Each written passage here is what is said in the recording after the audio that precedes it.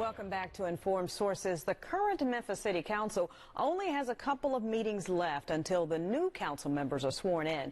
But before they leave office or begin a new term, council members will consider a proposal to give incoming Mayor Paul Young a big raise. The proposal, sponsored by outgoing council chairman Martavius Jones, would raise the mayor's salary from $170,000 a year to $210,000. That would bring the city mayor's salary in line with the salary paid to County Mayor Lee Harris. Council members are also considering a ballot referendum that would ask the voters to give the city council the power to set salaries for the mayor, division directors, and city council members. All right, that's a lot to consume about what's going on there when it comes to pay increases and salaries at the council right now. When we talk about the city mayor making less than the county mayor, not only does he make less than a county mayor, but he also makes less than some of his own employees. The police chief, I believe, makes $280,000. That's one of his division directors. And Doug McGowan, who is the MLGW head, he's appointed by the mayor, makes $320,000. So when you look at what the mayor is actually being paid, do you think that a raise is in order? We'll start with you with this one, Jerry. You know, there is a lot of talk about pay raises and multiple things before the council right now. And while I think it is important that we attract the best and the brightest to our government, I am so much more interested in talking about living wages for the average Memphian. I know people out there are struggling, and we're talking about $200,000 versus $280,000 or $170 versus $200, and they're just trying to make ends meet. You know, it's Thanksgiving, and ingredients are expensive at the grocery store. We have pay inequities between races, between genders that we need to work on. We need to make sure that people are getting a living wage. On the county side, I worked very hard to get our last group of employees up to $15 an hour to a living wage. They were bus monitors. And when they got that, they're going to be able to buy Christmas presents and make ends meet. And that's where I'd rather put my focus and energy than how much more some of the very top executives are going to make. Yeah. Do you think the focus should also be on the salary of the incoming mayor before he actually gets there, and the current council should take care of that?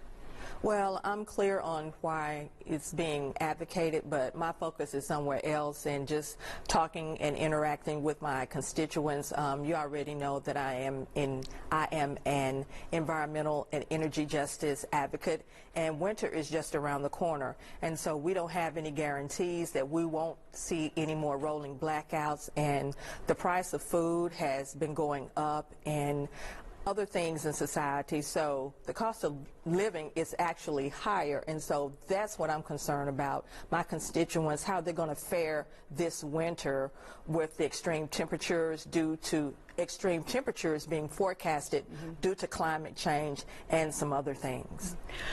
So on the flip side of some of the current council members wanting to go ahead and implement this pay raise, this $40,000 increase for the mayor, some people are saying wait till the next mayor gets in office, see how he does, and then come before the body and bring this up again. Is this conversation out of place right now?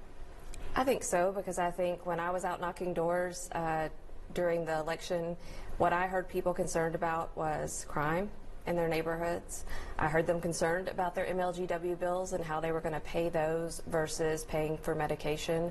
I heard them talk about our schools and our opportunities for youth.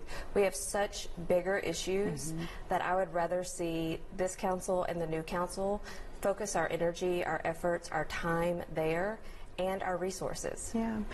Well, one of the things that they're also looking at is putting together a referendum to go before the voters, and one of those would be to allow the city council to set its own salary along with some of the division directors of the mayor. Is that too misplaced?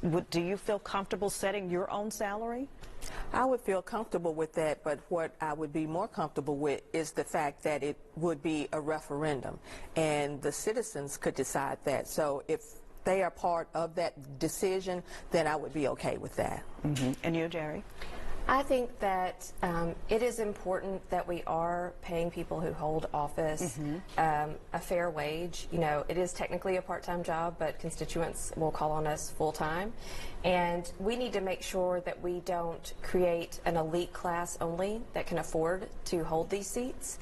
We want to make sure that people who do run for office and win can actually perform the service. And so I think that that's fair, but again, there's so many other big problems than how much is going to be in my future paycheck that I would rather be talking about. Yeah.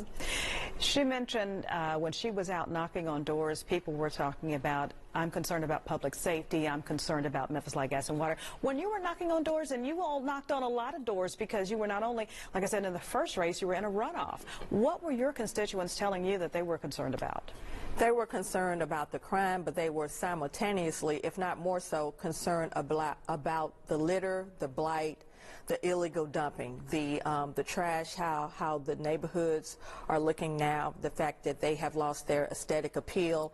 And so that was part of my platform, and I look forward to working on that from the environment and energy perspective. So I'm an advocate for clean and safe neighborhoods. The cleaner neighborhoods are less affected by crime. And so we need to look at that data and transform that into a plan to work with public works so we can remediate this litter and illegal dumping a little faster, because that's what a lot of people were really concerned about, how the city looks now, especially Memphians 55 and older. They remember when we were receiving the City Beautiful Awards and things like that, and so they want the city to be clean again, to be beautiful again, and I want to work to help make that happen. All right.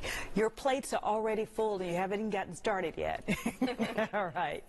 When we come back, shifting our focus to keeping us safe, it's a big part of why Memphians elect council members. The THP is boosting patrols in the Memphis area to help Memphis police fight crime. That's next on Informed Sources.